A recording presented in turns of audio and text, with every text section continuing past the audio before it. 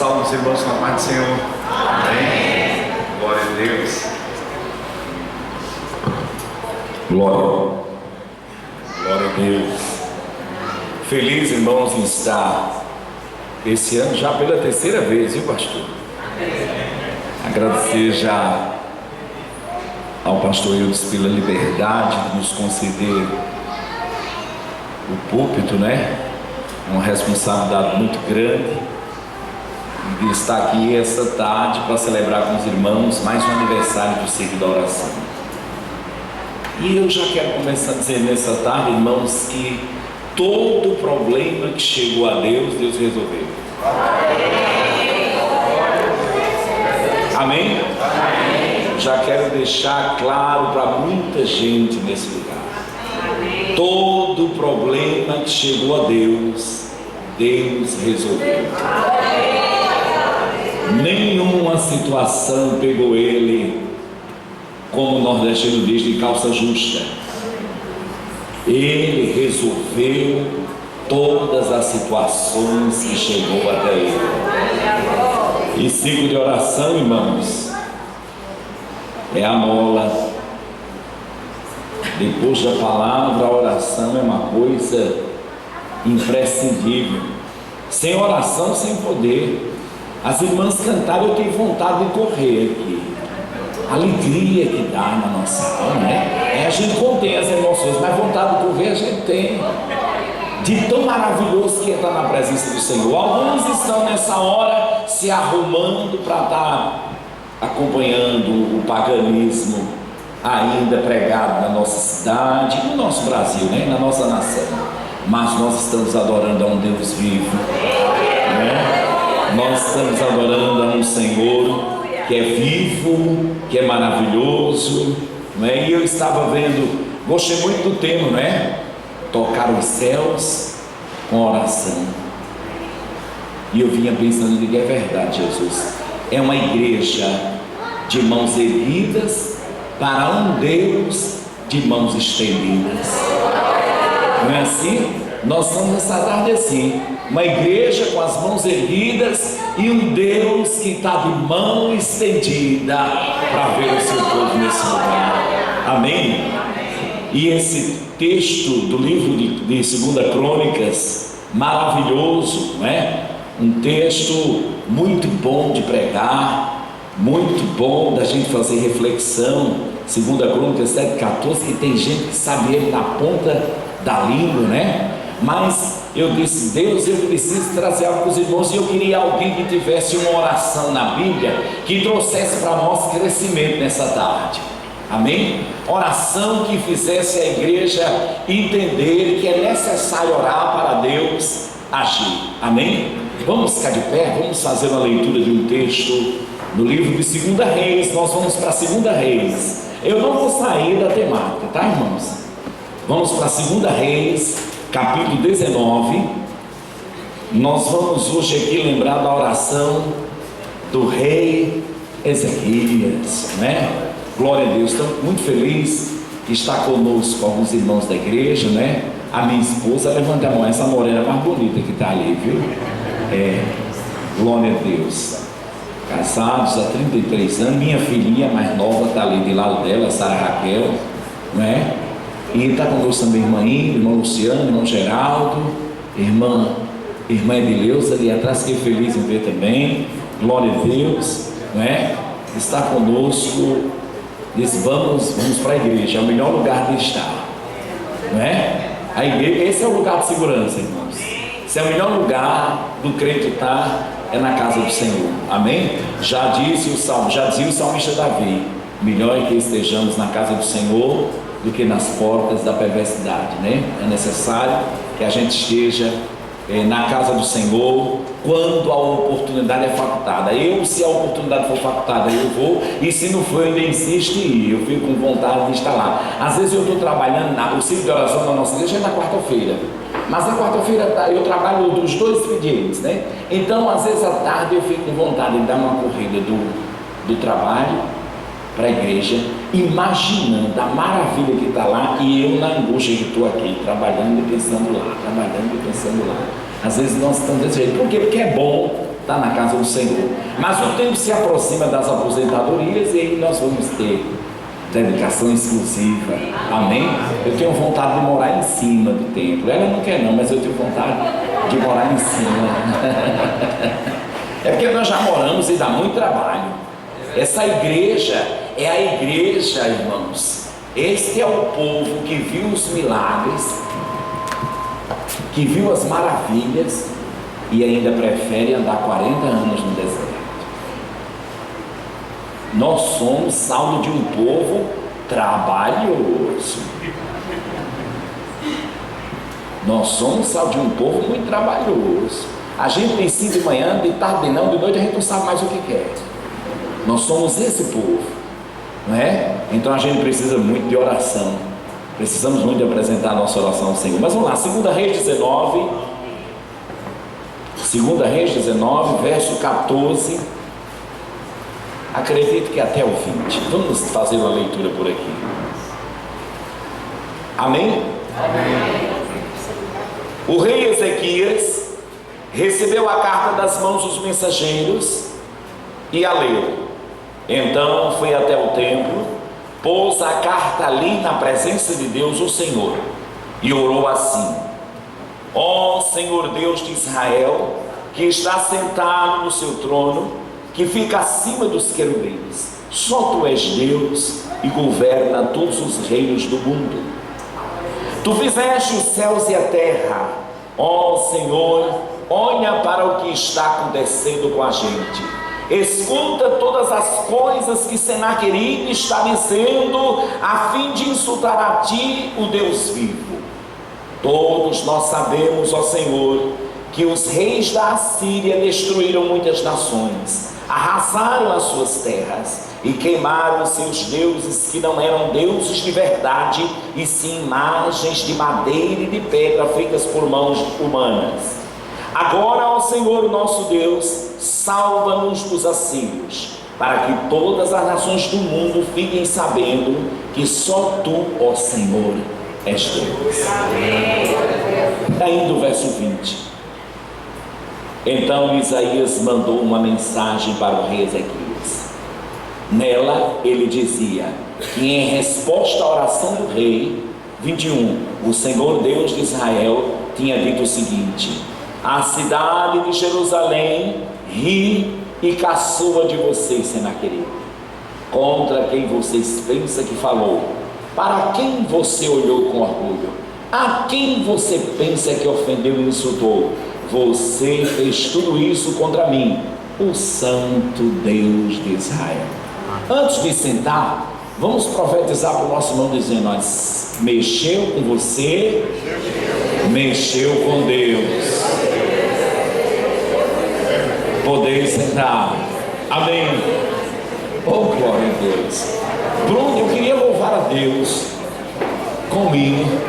Cadê o irmão Josias, o diabo Josias? Irmãos,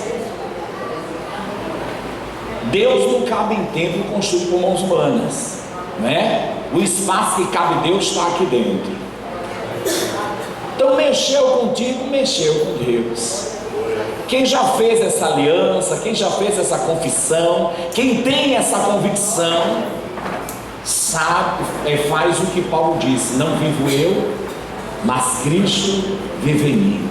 Então é o Senhor que vive. Eu mesmo, você perguntar: está tudo bem, pastor? Eu estou vivo. Vai tudo bem? Vai tudo bem. Eu estou de pé. Jesus está no controle de tudo. É Ele que tem sido o meu sustentador. O salmista disse: a tua palavra me vivifica.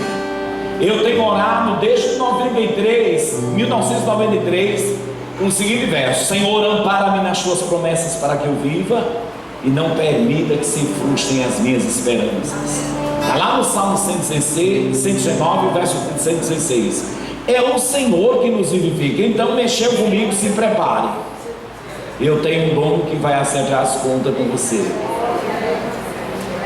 Ah, mas eu não gostei do pastor, não fui com a cara dele. Você arrumou dois problemas, um comigo e outro com o meu dono. Acho que o menor, varão. Para cima de oração.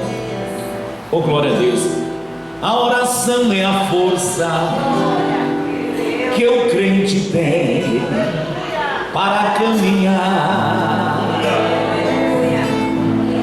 Quando o crente ora, move a mão de Deus, abala o altar. O Senhor não suporta ver crente chorando e manda a resposta. A terra se eleva e o céu desce a terra quando o crente ora. Quando o crente ora, quando o crente ora, remove montanhas, nada é impossível quando o crente ora. Quando o crente ora, quando o crente ora, o que acontece? Até o sol para e Deus manda a vitória. Quando o crente ora, quando Eliseu seguiu com os profetas ao Rio Jordão, sabia que tinha um recurso infalível, a oração. Não se quando no fundo das águas o machado caiu, Eliseu orou e na mesma hora o machado subiu. Quando o crente ora, você aproveita porque Deus está agindo nessa tarde. Te ora, remove montanhas, nada é impossível quando o crente ora. Quando o crente ora, quando o crente ora, até o sol para e Deus manda a vitória. Quando o crente ora, escute, irmão, tenha fé, não seja toné, confia em Deus. Sabe por quê? Na hora da luta, na hora do aperto, você tem Deus. Derrama tuas lágrimas, apresente o teu ser diante do altar e verás teu socorro descendo do céu. Basta você orar. Quando o crente ora, quando o crente ora, remove montanhas, nada é impossível quando o crente ora. Quando o crente ora, quando o crente ora, e Deus manda a vitória. Quando o crente ora. Amém, meu Pai? Obrigado. Glória a Deus. Amém. Aleluia. Feliz por estar aqui e poder dizer aos irmãos que todo problema que chegou a Deus, Deus resolveu. A igreja nessa tarde está com as mãos erguidas e Deus com mão estendida para fazer valer o que lhe apraz, para favorecer quem busca favorecimento. Glória a Deus. Irmãos, o irmão Ezequias aqui, essa personagem da Bíblia, ele fez uma oração tremenda a partir de uma afronta, a partir de uma perseguição, a partir de um grande levante que se arrumou, se organizou contra Judá, contra Jerusalém, e a gente viu que a oração do justo pode muito em seus efeitos. Irmãos, um crente que ora tem vitória. Se bem que hoje, há uma disseminação muito grande que não precisa mais orar, que Deus sabe de tudo. Essa heresia sendo espalhada por aí. Muita gente não quer mais orar, não, porque Deus sabe, Deus faz se quiser.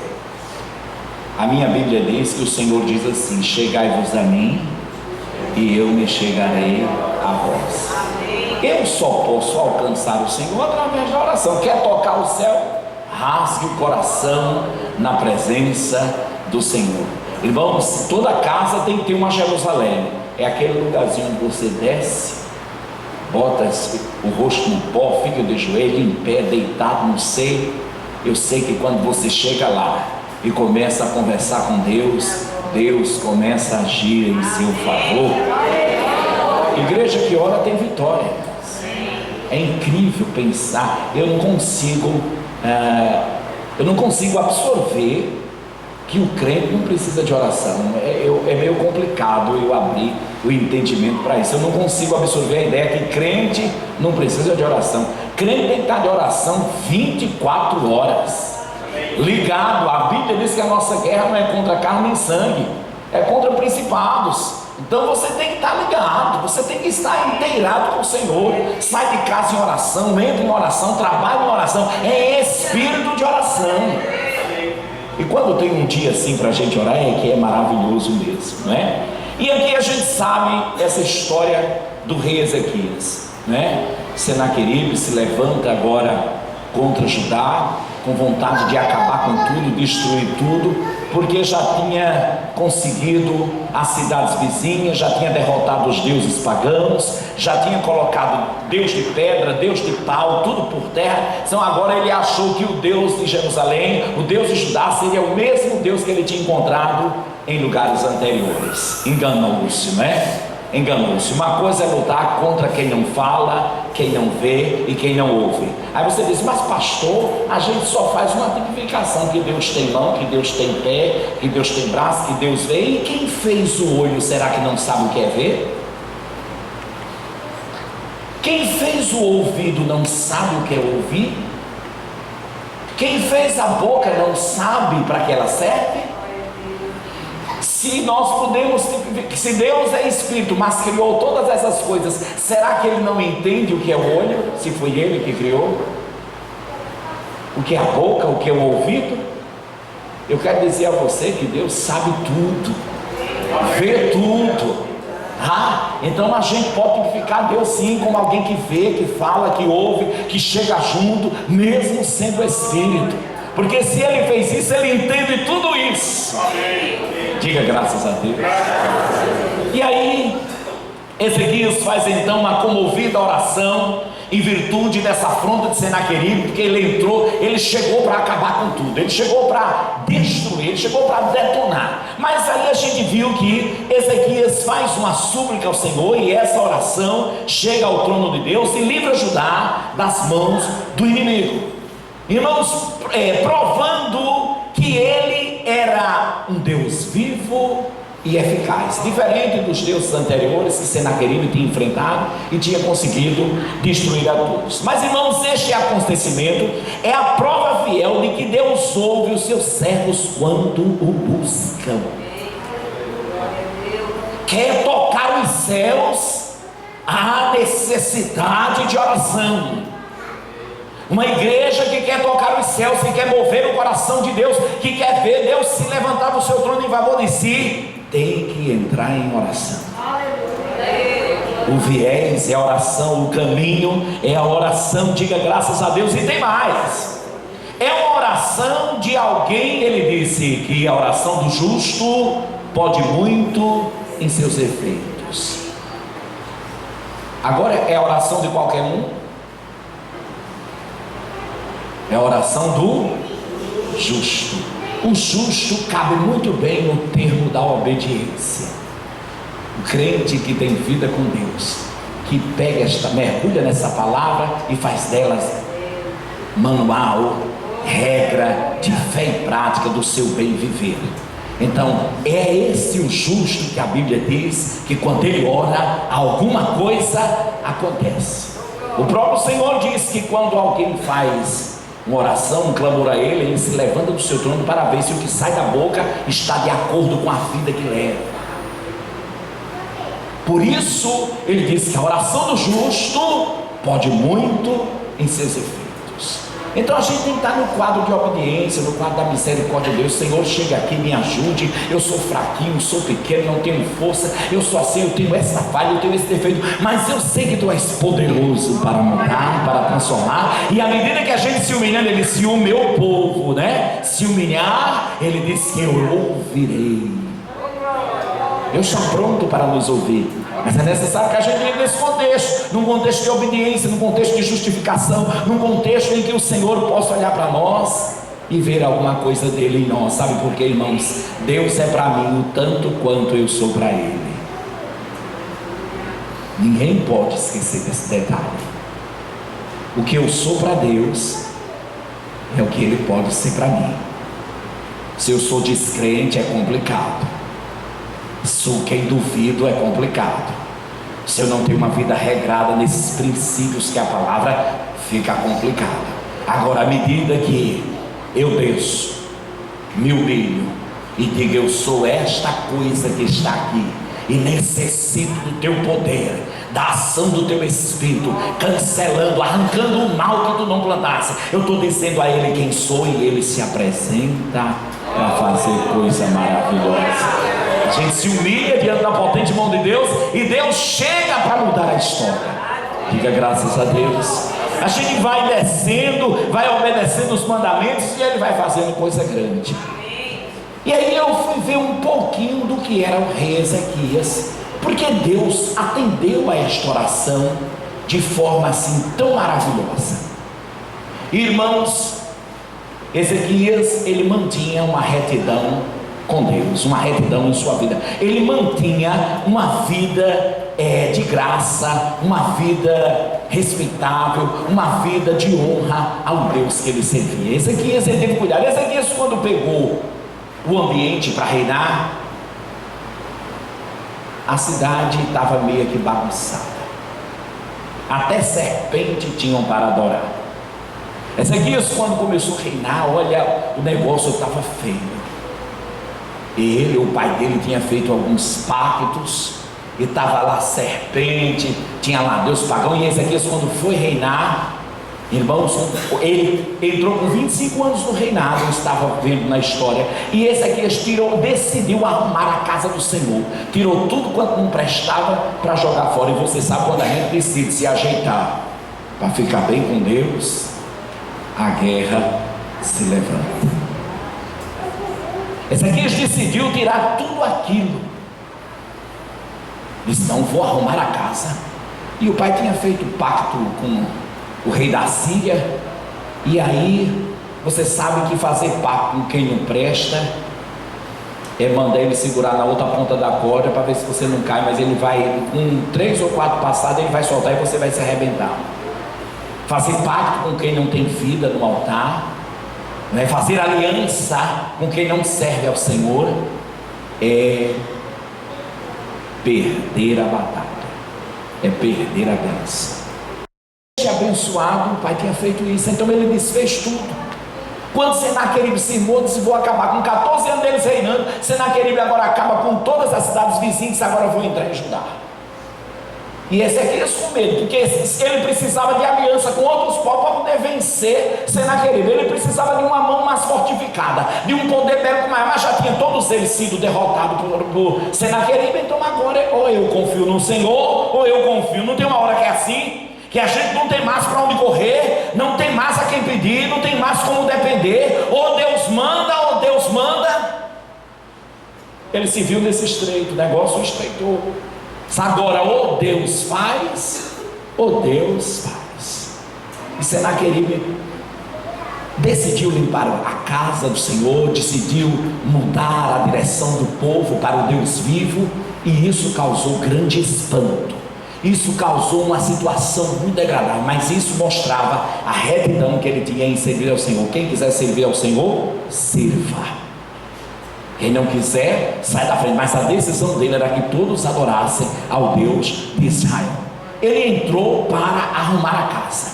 Então, uma das situações para Deus operar no nosso viver é ter retidão, vida com Deus, é ser bendito ao entrar e bendito ao sair.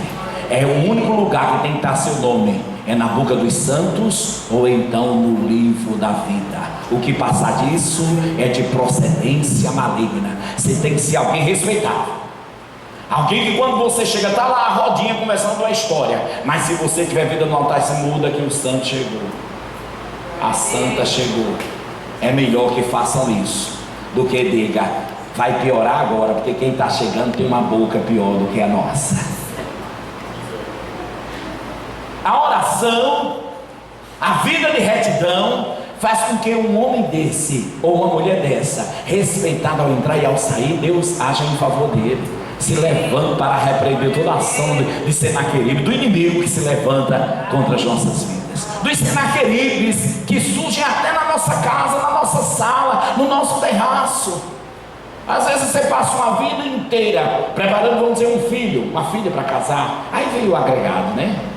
O agregado vem para namorar, noivar, casar e desarrumar tudo que você arrumou durante o tempo inteiro.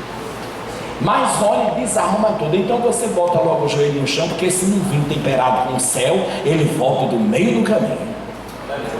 Quem tem vida no altar é assim, irmãos. Quem tem vida no altar não tem medo de fazer oração, não. Tem não. Quem tem vida no altar, quando se ajoelha, diz: Deus, chegue aqui e me ajude. E Deus age de forma soberana. Vai lá atrapalhar o que você levou tanto tempo para deixar de pescoço duro, para deixar armado. Ei, para lá, Senaqueribe. Você precisa mandar bem para distante de você. Senaqueribe tinha vida reta, pedia, aí Deus chegava. Hoje, aí pastor, mas está lá na velha aliança, mas na nova está escrito: se estiverdes em mim e as minhas palavras estiverem em vós, pedireis o que quiserdes e vos será feito. João 7,15. Se estiverdes em mim e as minhas palavras estiverem em vós, pedireis o que quiserdes e vos será feito. Diga: retidão. Pastor, e para ter essa retidão é preciso o quê? Primeiro, a gente precisa ter coragem para remover os impedimentos. Senaqueribe não tinha mais impedimento, ele tirou tudo que atrapalhava o agir de Deus em Judá. O que é que está faltando aí para remover os impedimentos? Às vezes nós estamos na casa do Senhor, mas temos um problema um com o outro. Eu não vou sentar aqui não, porque ela não me entra. Eu vou sentar mais aqui. Mas está aqui na oração, de mão erguida, querendo que Deus estenda a mão para cima. Remova o impedimento. Glória a Deus. O Senhor, Ele não abraça para curar, Ele não cura para abraçar, Ele abraça para curar. Amém. Glória a Deus. Enquanto a igreja não fizer essa leitura, nós não vamos a lugar nenhum. Enquanto você não aprender a erigir um altar para Deus, o nome dele ser glorificado com suas atitudes, com suas palavras, seus pensamentos, fica difícil de ver Deus agir em seu favor. Remova os impedimentos. Não vou não, porque quem está no ciclo, quem é que vai pregar? Vou não. Quem vai cantar? Vou não. Quem é que vai estar na oração? Quero não. Quem não? É pastor eu, se eu vou. É pastor João? Vou não. É pastor Mano? Deus me livre. Remova esse impedimento com muita pressa da sua vida.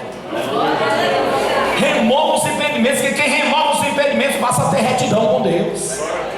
Não suportar o outro, né? Não querer bem ao outro, não amar o outro. Irmãos, como é que você diz que não me ama e ama um Deus que não vê? A minha Bíblia diz que você é mentiroso. Vamos remover os impedimentos que é para Deus trabalhar na nossa vida, né? Às vezes, irmãos, às vezes na nossa casa, o marido dormindo na cozinha e a mulher no quarto, né?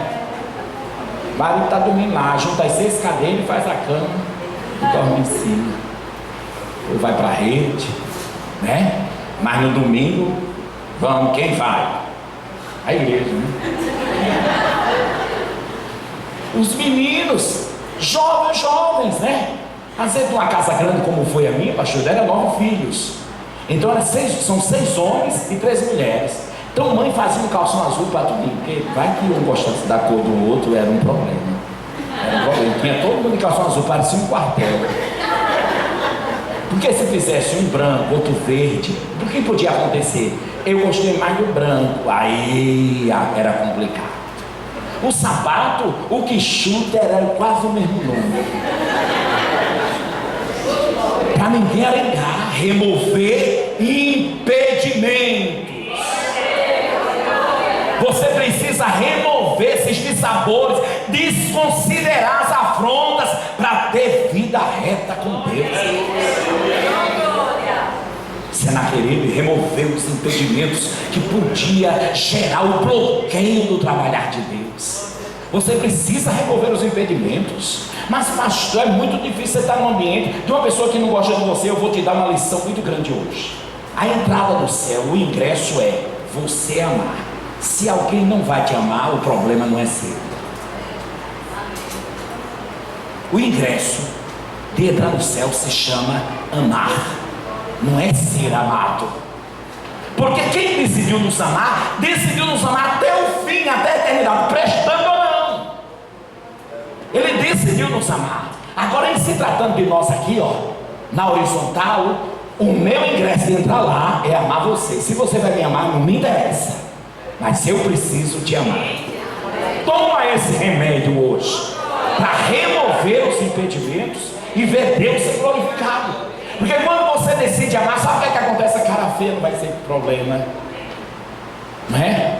Virar o rosto vai ser problema. Você sentar ou se levantar não vai ser problema para você, porque você vai desconsiderar, ou seja, você vai remover o impedimento que pode atrapalhar a tua intimidade com Deus. Se já pensou, se todo mundo fizer isso, nós vamos ter, quem sabe, uma pressa maior de Jesus em buscar a igreja de um povo separado para o louvor da sua glória. Mas enquanto a gente ficar medindo força um com o outro, vai ser difícil Deus passar no endereço. Remova os impedimentos para ter uma vida de retidão com Deus. Nós precisamos também nos apegar ao Senhor, além de remover os impedimentos. Irmãos, os livros dos reis e os das crônicas, eles são relatos oficiais da história dos soberanos de Judá. E esses relatos, eles mostravam que quando os reis se chegaram a Deus, o povo prosperava por causa da vida de retidão, se apegavam ao Senhor. E Ezequias, ele não queria largar. Lembra nós temos um exemplo tremendo de alguém que se apegou ao Senhor e não quis levar, é o próprio Ezequias.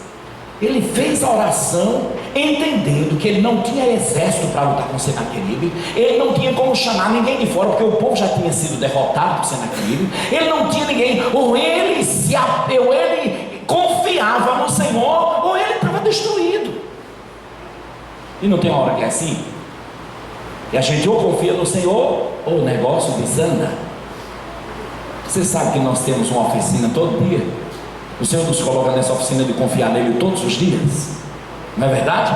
Nós somos privilegiados de estar aqui hoje, mas quantas pessoas queriam estar e não podem? Estão sendo cortejados para ser enterrados daqui a pouco, ou quem sabe amanhã. Mas nós somos privilegiados de Deus estar aqui, porque confiamos e Ele decidiu fazer algo em nosso favor. Quantas pessoas estão aí ainda crendo nesses deuses que não falam, que não vê, feito por mãos humanas, e cegos, andando descalço, com vela na cabeça? É um carnaval, um verdadeiro carnaval. Atrás, mas expressando uma fé não salvífica, uma fé que não vai para canto nenhum. Mas nós estamos aqui crendo no Deus vivo. Estamos aqui crendo num Deus que é como essa mensagem está sendo gravada aqui, essa está sendo vista e ouvida. E Ele nos prova em tudo aquilo que nós pensamos, ou nós falamos, ou que nós cremos em relação a Ele. Ele vai nos provando, que é para saber se o que sai da nossa boca realmente condiz com a vida que nós levamos. Se apegue ao Senhor. Diga: eu preciso me apegar ao Senhor. Ele diz: chegai-vos a mim e eu me chegarei a vós. Irmãos, nós não podemos nos apartar do Senhor. Eu me lembro que Jacó, no val de Jaboque, ele encontrou-se com o anjo do Senhor, e a Bíblia diz que ele chegou. Isso foi a noite inteira. A gente passa 2 horas no culto, quando vai dando a hora de se embora, pastor fala demais. A dirigente fica de oração, pelo amor de Deus, manda essa mulher se calar, que a gente está na hora de ir embora. Mas Jacó passou a noite inteira. Só te solto quando tu me abençoares. Se agarrou. Ei, e quando o Senhor entra, quando Ele decide nos abençoar, nós não somos mais o mesmo. O lugar que Deus entra, a casa não é mais a mesma. O homem que Deus conquista e escolhe, ele não é mais o mesmo. A minha Bíblia diz que as coisas velhas vão embora e tudo se faz novo. Olha lá, Jacó, quando ele perguntou: como é o teu nome? Jacó não foi mais o mesmo. Você sabe que quando nós dizemos o nosso nome, nós declaramos quem somos? Como é o teu nome? Dizer Jacó, ele está dizendo: eu sou trapaceiro, espertão, eu sou um cara que gosta de facilitar as coisas, eu sou meio atrapalhado. Como é teu nome? Às vezes, em dizer o nosso nome, nós dizemos quem somos, declaramos de que forma vivemos. Mas a Bíblia diz que Jacó, ao amanhecer, irmão, quando ele saiu, foi abençoado. Jacó nem andando mais do mesmo jeito ficou. A Bíblia diz que ele ficou mancando. Está vendo que quando Deus chega, até a história, a forma, a direção, o movimento muda? Nós não somos mais o mesmo. Diga graças a Deus. Nós não podemos deixar de nos apegar ao Senhor, não podemos nos apartar do Senhor. E nós também precisamos conhecer qual é a intenção do inimigo. Primeiro eu tenho que ter vida com Deus. Para ter vida com Deus, vida de retidão, eu tenho irmãos que removeram os impedimentos, me apegar ao Senhor e não me apartar dele. Agora eu preciso conhecer as intenções do inimigo. Senaqueribe, em sua batalha para dominar todo o Oriente, ele já havia destruído a Síria, o Egito, Israel e muitos outros reinos. Agora ele estava invadindo o Judá e queria pegar do mesmo jeito que as cidades anteriores. Então ele queria de todo jeito entrar lá. E Ezequias, com medo dele, porque ele já tinha feito o que tinha feito com as cidades vizinhas, decidiu fazer um trato. Eu vou colocar aqui uma oferta, um pagamento. Eu vou dar um presente a esse camarada para ele nos deixar em paz. Diz que arrancou até os umbrais das portas de ouro, arrancou as maçanetas das portas de ouro e deu para Senaqueribe, para Senaqueribe não perturbar. Não tem gente que a gente faz de tudo para não perturbar a gente. Não faça não. Não se faz aliança com quem perturba. Quem perturba a gente bota no altar de Deus. Se você conheceu o hino 577 da harpa cristã, ele diz: em fervente oração vem o meu coração na presença de Deus derramar, mas só podes fluir o que estás a pedir. O quê? Quando tudo deixares falar. Perturbador a gente bota no altar. Transgressor bota no altar. Metido a gente bota no altar. Fofoqueiro a gente bota no altar. Perseguidor a gente bota no altar. Ele decidiu colocar no altar. Decidiu apresentar a Deus. E a gente precisa, em vez de fazer aliança, em vez de ele colocar no altar, ele fez aliança. Ele pagou. E naquele disse: não, tá certo, eu não vou não atacar vocês não. Com dias depois, o infeliz estava quebrando a promessa e perturbando, porque é assim, é desse jeito. Você vai, faz um contrato para o sujeito não vir te perturbar, mas é só passar os dias, ele se levanta de novo contra a tua vida. Não se faz aliança com o inimigo, não se faz pacto com quem não tem vida com Deus, não se faz sociedade com quem não caminha na mesma regra que você. Não há cumplicidade entre fiel e infiel. Não há nenhum tipo de humanização entre quem serve a Deus e quem serve ao mundo. Ele perdeu, acaba se levantou com força. E aí Ezequias se levantou. Irmãos, a intenção do inimigo é roubar nossas riquezas, porque ele já tinha dado todo o ouro. Então estou trazendo para hoje quais as nossas riquezas? Tudo: paz de espírito, lar sossegado, casamento debaixo da potente mão de Deus, ministério caminhando da forma que Deus quer, saúde. Tem coisa melhor do que isso? Mas o alvo do nosso inimigo é mexer em tudo isso, nos relacionamentos, quer interpessoais, quer conjugais. O alvo dele é lançar o dardo, pegue lá em quem quiser. Então a gente precisa conhecer quais são as intenções do inimigo, e uma delas é roubar as nossas riquezas. Às vezes não toca em nós, mas toca no filho, não toca no marido, toca na esposa, não toca na esposa, toca no marido, aí toca no ministério, não consegue tocar em você e vai em cima, usa quem a gente menos espera. E essa guerra às vezes não está tão longe de nós, às vezes ela está dentro do nosso muro, dentro da nossa própria casa. Você precisa conhecer as intenções do inimigo, e uma dessas é roubar essa riqueza. Cuidado para não terminar o dia, né, e dormir com raiva do outro em casa. A minha Bíblia diz que vai dormir 3. Se a briga for entre marido e mulher e o sol se pôr, o diabo vai pegar uma carona na beira da cama. Está escrito. Tem que resolver o impedimento antes que o sol se ponha, senão vai dar lugar para o diabo. Há uma necessidade de resolver a situação antes que esse sol desapareça, porque senão você arrumou um convidado infeliz para estar no mesmo espaço que você está. Tem que conhecer qual é a forma do inimigo atacar. Ó, brigou comigo, vai logo lá, dá um cheiro no contato, com raiva mesmo, mas chega, vai lá, faz as pazes, dá um presente, traz uma flor, faz qualquer negócio, remova, diga: Senhor, remova de mim essa transgressão, essa divisão. Eu preciso estar bem com meu marido, com a minha esposa, com meu filho, com meu irmão, com meu pastor, com meu presbítero, com o diabo. Não, eu tenho que estar bem, porque neste lugar só tem lugar para ti, Jesus. A minha casa, o espaço é teu, Senhor. Você precisa saber que o inimigo quer roubar as tuas riquezas. A intenção dele é fazer você se sentir impotente. Eu não consigo pedir perdão, pastor. Pedir perdão, gente, não é sentir, não. Tem nada a ver com sentimento. Pedir perdão é decisão para estar bem. Quem pede perdão e quem perdoa decide estar bem com Deus.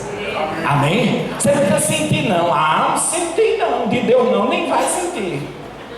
Perdão é decisão. Aí eu preciso sentir no meu coração assim, de pedir perdão à irmã, ou então de perdoar, pois eu quero dizer que está escravo do pecado quem não pede e quem precisa liberar. Quem não pede perdão e quem não perdoa é escravo da situação e não fica livre até que isso seja resolvido, esse impedimento seja resolvido, para Deus operar. Há uma necessidade de você também ter essa intenção. Conhecer a intenção do inimigo é fazer as intrigas, é trazer a discórdia, a dissensão, trazer a divisão. Mas aí, se você tiver alicerçado nessa palavra, você vai dizer: para lá, Satanás, eu já te conheço, sei da tua intenção, eu vou estar bem com o meu povo, com a minha casa, com a minha igreja, com o meu trabalho, porque maior é o que está comigo. Diga graças a Deus. É necessário, porque ele quer fazer, ele quer tornar você uma pessoa impotente, sem forças de agir, sem vontade de ir para a igreja, sem vontade de estar na escola bíblica, sem vontade de vir para o ciclo de oração. né? Você vai perdendo as forças, ele quer minar a tua fé, o negócio dele é roubar o que você tem de maravilhoso. Diga: eu sou livre. Amém. Irmãos, a intenção do inimigo é menosprezar a fé do crente. Senaqueribe fez isso. Disse: já derrotei os deuses da cidade vizinha, não vai ser diferente com a dois. Com o meu não, o meu é vivo. Você fez com o outro, mas comigo a história é diferente. Diga: comigo está quem é maior. Aleluia. É necessário você trazer isso para a sua vida. Ele quer minar, ele quer menosprezar a sua fé, dizer que você não tem fé, dizer que a sua fé é fraquinha. O inimigo, ele é sujo do engano, né, irmão? Porque ele esquece de um detalhe, que a Bíblia diz que se a nossa fé for pelo menos o tamanho do grão de mostarda. Você já viu um grão de mostarda? Os pastores com certeza já. Você já viu um grão de mostarda? O tamanho que é. Eu fiquei com vergonha no dia que eu conheci um grão de mostarda. Quando eu vi o grão de mostarda, e quase que eu não via, por causa dos óculos. Ainda bem que eu estava com os óculos, se eu não tivesse eu não sabia o que era. Quando eu vi o grão de mostarda, eu senti vergonha de dizer que tinha fé. Que a Bíblia diz que se for pelo menos do tamanho do grão de mostarda, vai dizer aos montes: sai deste lugar, e ele se transforma até para o meio dos mares. Eu disse: então me ajude, Jesus, que o negócio está bem fraco.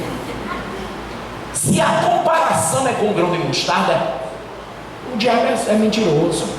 Porque eu não preciso de uma fé nem do tamanho dele. Eu só preciso ter fé no Senhor Jesus Cristo, e isso basta para botar ele para entrar. Ele entrou por uma porta, em primeiro lugar, ou então por 7 caminhos fugir da minha presença. Porque eu sei que o Senhor é o Senhor e Salvador da minha vida. Você tem que trazer isso para você.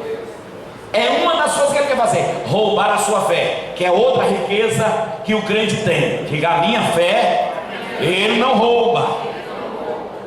Pastor, e como é que eu vou agir diante das ameaças desse inimigo? Já disse, Ezequias sabia que se fosse depender do seu exército para vencer os assírios, ele perderia. Ele decidiu buscar a Deus. Irmão, só se defende do inimigo buscando a Deus, buscando ao Senhor. Não adianta querer mostrar forte, valente, achar que tem soberania, e é perda de tempo. É necessário você crer que Jesus é o Senhor e Ele sabe a melhor maneira de agir. Como foi que eu comecei dizendo? Todo problema que chegou a Deus, Deus resolveu. Então leva para Ele, apresenta a Ele, que você vai ver as melhores formas de Deus tratar com o inimigo da minha e da tua alma. Irmãos, tem coisas que você não pode responder. Uma das estratégias da gente vencer o nosso inimigo é fechar a boca. Foi o que Senaqueribe fez. Mandou um mensageiro lá dizer na língua do povo lá de Judá, que ele ia acabar com tudo, que o Deus deles não era páreo para ele. Ele ia destruir tudo, não ia ficar pedra sobre pedra. E Ezequias calado estava, calado ficou. Tem hora que a gente vai ficar: é. E tem hora que você não vai dizer nada, vai silenciar. Sabe por quê? Nós temos um Deus que responde por nós, um Deus que justifica o salvo. Diga: o Deus que justifica o salvo. Oh glória, aleluia. Então é necessário a gente ouvir as afrontas e desconsiderar. Deixa com Jesus. É melhor deixar na mão de Deus. Apresenta ao altar de Deus. Eu preciso também, como disse o lema que vocês escolheram, me humilhar. Para vencer o inimigo, eu preciso me humilhar perante o Deus que eu sirvo. Como é o verso? Se humilhar e orar e buscar a minha face. Eu preciso me humilhar, irmãos. A gente precisa se humilhar. Senhor, eu não posso, eu não tenho, não sei como fazer, eu sou fraco, e tem mais, eu estou sentindo como se minha fé tivesse ido embora, mas eu quero o teu socorro. Deus chega. Deus chega. Esses dias eu entrei no estreito com o Senhor. Quer dizer, do estreito quem estava era eu, né? Deus foi quem entrou para me livrar do estreito. Quem é funcionário público para se aposentar, sabe o que eu estou dizendo? Ou melhora na progressão horizontal, ou não tem como. De primeiro ainda tem os concursos internos dentro da própria instituição. Você fazia um concurso, passava por um cargo melhor. Fazia um concurso, passava por um cargo melhor. Agora não é mais assim. Agora você tem que ser ou uma caminhada a nível institucional, cultural, e você vai fazendo um curso, e você vai subindo de referência. Aí agora veio a oportunidade de fazer o doutorado. E eu morri. É meio complicado esse negócio, mas eu vou orar e sentir parte de fazer. Então eu acredito, uns 19 do Brasil, decidiu fazer uma seleção na UFRN, no Rio Grande do Norte. E eu não tinha me preparado como devia, estudado pouco, mas aí eu fiz uma oração. Antes de fazer a prova. Senhor, eu não sei de nada. É complicado fazer uma prova sem saber de nada e querer que Deus vá resolver na hora, né? Não faça isso não, que Deus não vai fazer prova de ninguém não, viu? Você tem que estudar, tem que se preparar. E aí eu comecei a orar. Senhor, o que eu sei é muito pouco, cheguei até aqui, mas eu sei que se tu quiseres, alguém que vai elaborar essa prova, vai elaborar de forma que eu possa escrever qualquer coisa do nome, porque Senhor, tu sabe que eu necessito, eu preciso. Se eu morrer hoje, eu tenho uma mulher para deixar com pensão, senão a igreja não toma conta não, Jesus. Vocês acreditam que em 19 passamos 3, eu e mais 2? Agora você tem que se humilhar na potente mão de Deus. Eu não posso, eu não tenho, eu não sou. E isso não nos leva também a nada. A gente continua sendo pó e cinza. E o Espírito de Deus, ele vai fazendo a leitura e vai ver se, por misericórdia, decide fazer alguma coisa em nosso favor. 22 de junho, a taxa que não estava muito alta, estava muito baixa. Eu digo, eu vou morrer, não tem mais nada pro negócio.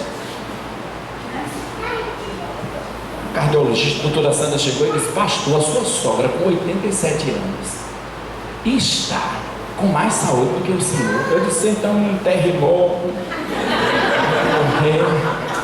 Fiquei desorientado, né? Colesterol, triglicerídeos, tudo lá em cima. Só é uma coisa terrível. O ácido úrico, se eu levar só uma topada, podia arrancar o pé, de tão alto que estava a taxa.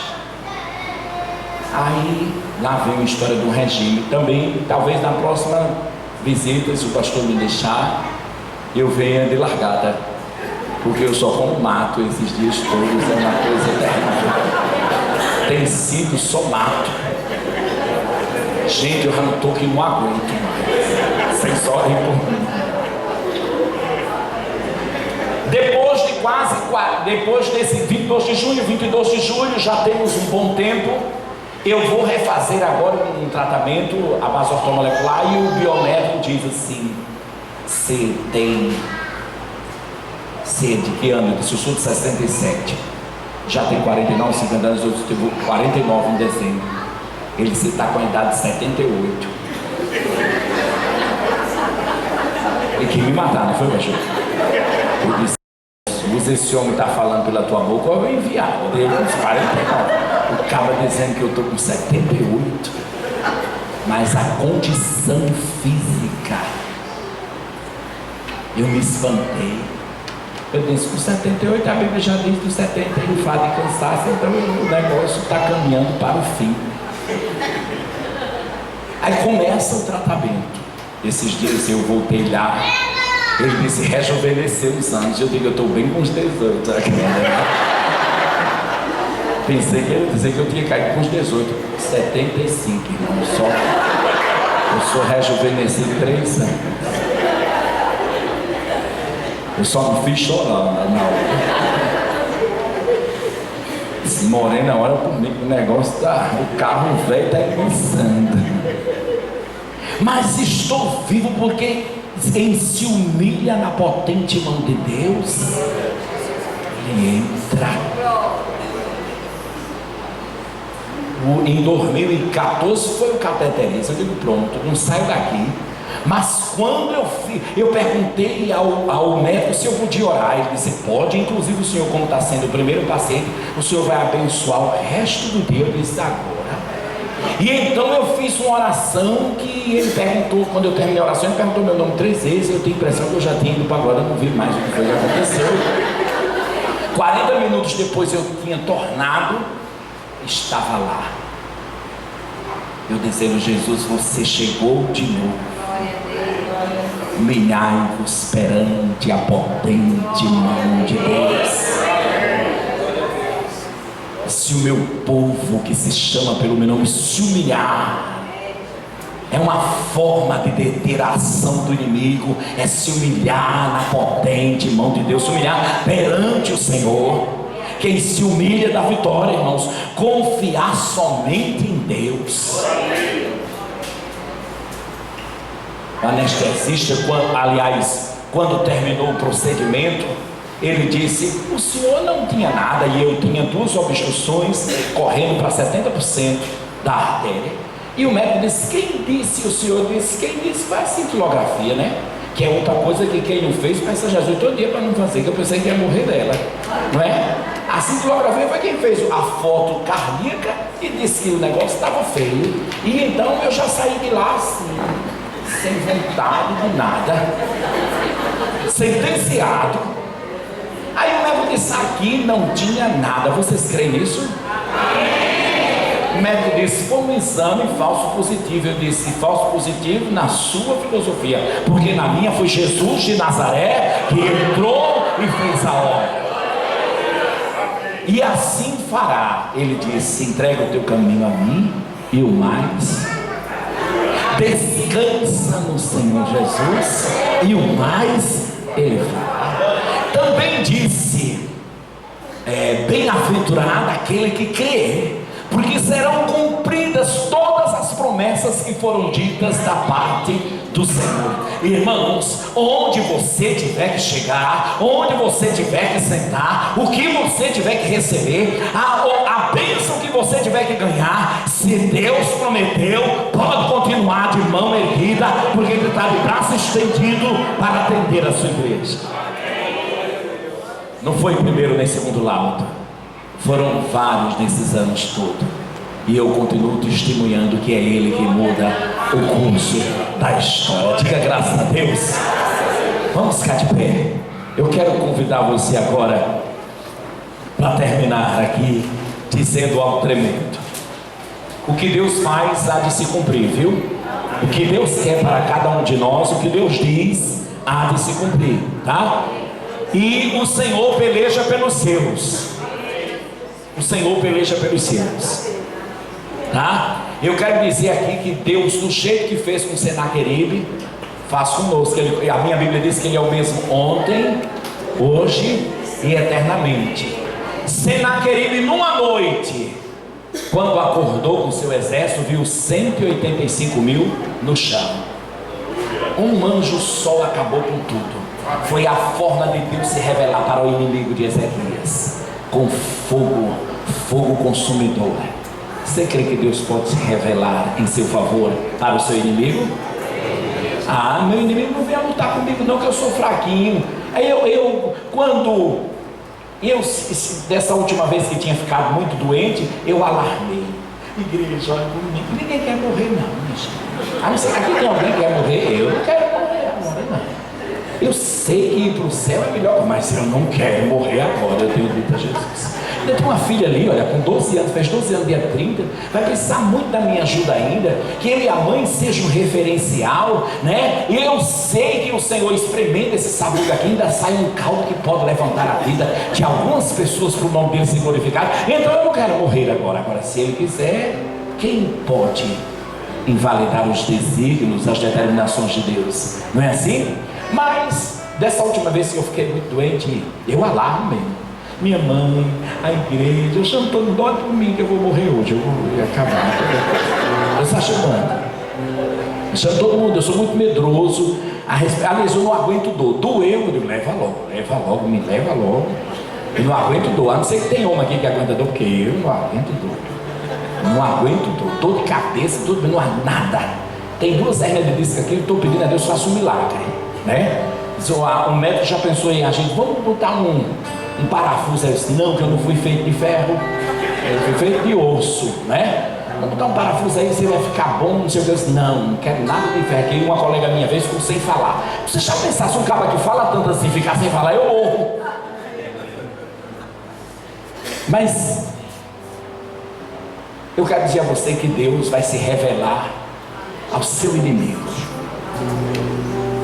Você não pode combatê-lo, você não tem força para enfrentá-lo.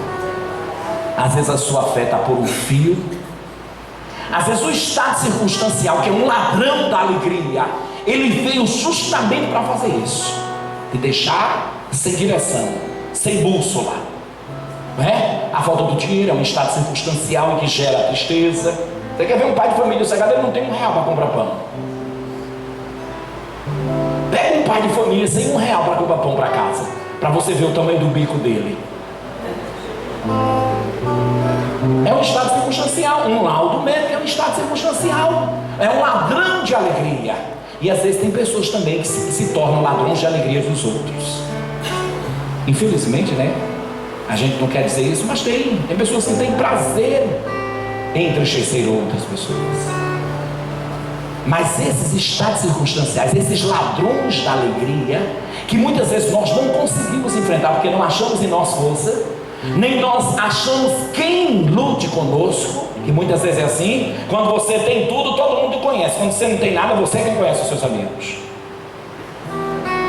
Então, como os estados circunstanciais se levantam para roubar essa alegria, e você não tem forças para enfrentar, para colocar ele por terra, eu quero dizer uma coisa a você nesse crepúsculo de dia: Deus vai se revelar para o seu inimigo como justiça, como fogo consumidor, como aquele que defende o que é seu. Ele diz que nos trata como a menina dos olhos. Aleluia. Decida nessa final de tarde romper com tudo que atrapalha a sua comunhão com Deus.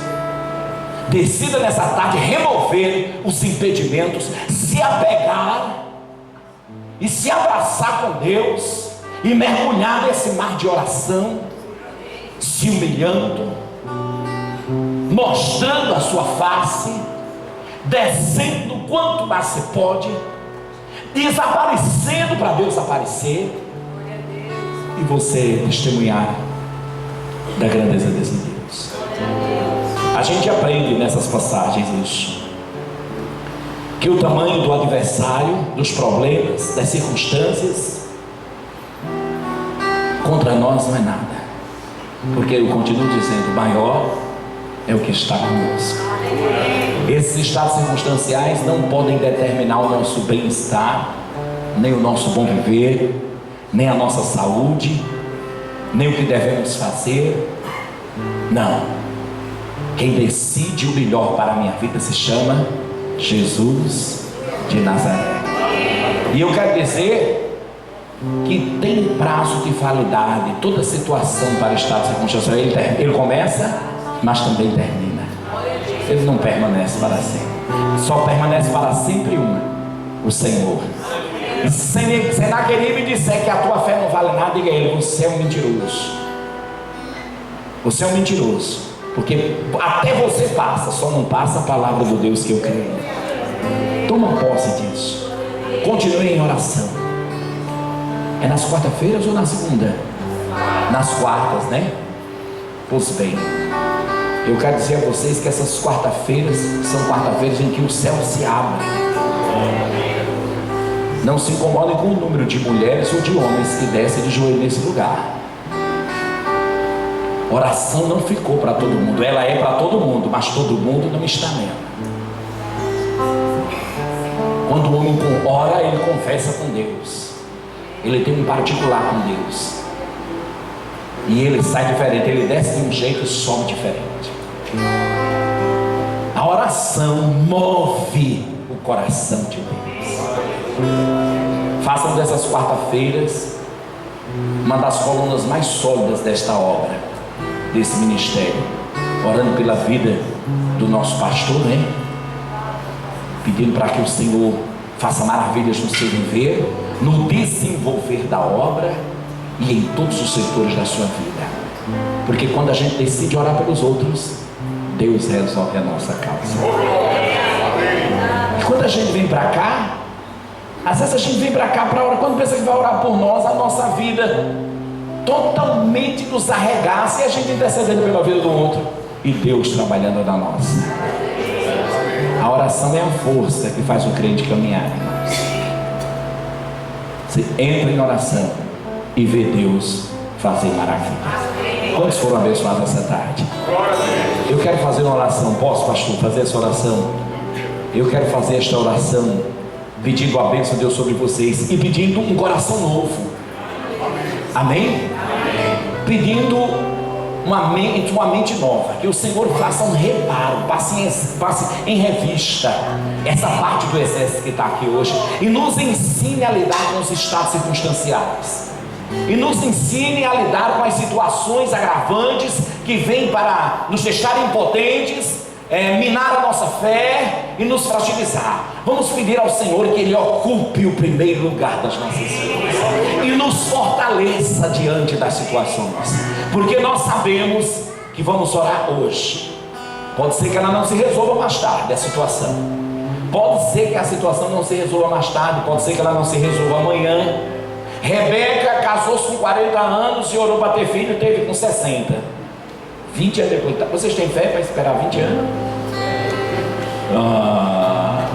É porque às vezes nós somos imediatistas na oração, né, pastor? A gente faz uma oração de manhã, quer que resolva de tarde, faz de tarde, e não é assim, não.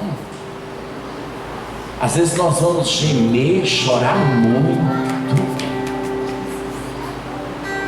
para que a gente esteja a ponto dos ouvidos de Deus receber a nossa oração. Que isso não lhe sirva de desânimo, mas entenda que a hora que Ele decidir agir, você vai glorificar o nome dele. Ele sabe qual é a melhor hora, que há um tempo para tudo debaixo dos céus. Amém? E se prepare que Ele não vai lhe dar vitória para você esfregar na cara de ninguém. Se você tiver com essa intenção, você perdeu na viagem. Deus não dá vitória a crente para crente dizer, olha aqui. Ah, não. A vitória que Deus está querendo é para Ele ser glorificado. É para Ele ser glorificado. E quando Ele é glorificado, quem está do seu lado é abençoado. Quem crê é abençoado e quem não crê é abençoado. Amém? Fecha os teus olhos. Bota a mão no teu coração e diga assim: Senhor Jesus, eu entendo que Tu és o maior, que Tu assumiste o primeiro lugar da minha vida. Eu também entendo que Você pode mudar o estado circunstancial, mas agora, diante do Teu santo altar, eu quero rejeitar tudo que pode bloquear o agir do Teu Espírito sobre a minha vida. Diga: eu rejeito agora palavra contrária. Eu rejeito agora dardo inflamado do maligno. Eu rejeito agora toda ação do inimigo contra a minha vida e contra a minha casa. Diga: eu sou teu, eu sou tua, diga mesmo. E eu não aceito, eu não abro mão do poder da tua palavra se cumprir na minha vida, ainda que eu esteja só, ainda que a figueira não floresça, ainda que esteja faltando tudo, a minha confiança está em Ti. Esta é a minha oração, de braços erguidos para um Deus com mãos estendidas, em nome de Jesus. Poder sentar. Eu agradeço a rica oportunidade.